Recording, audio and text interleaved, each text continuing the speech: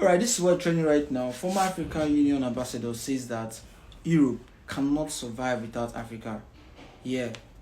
According to her, she says that Africa is still underdeveloped, not because Africa lacks resources. Africa has the whole resources to use in developing their country, their continent, but the reason why Africa is still undeveloped is because powerful countries are still in control of Africa's natural resources.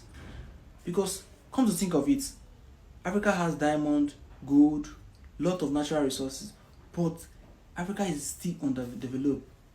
Yeah, because many of these powerful countries are still in control of their natural resources. So if Africa is unable to take full control of their natural resources, they will still remain where they are right now. Let's watch the video together and drop a comment below. Africa has been the provider. If you look at Europe, Europe cannot survive without Africa.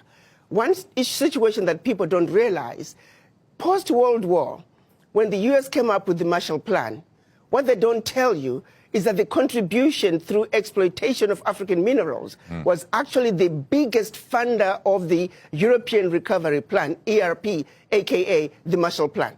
US contributed $13 billion, which is now present day $175 billion, which, by the way, the American taxpayer must be paid back. Nobody's asking for that money back.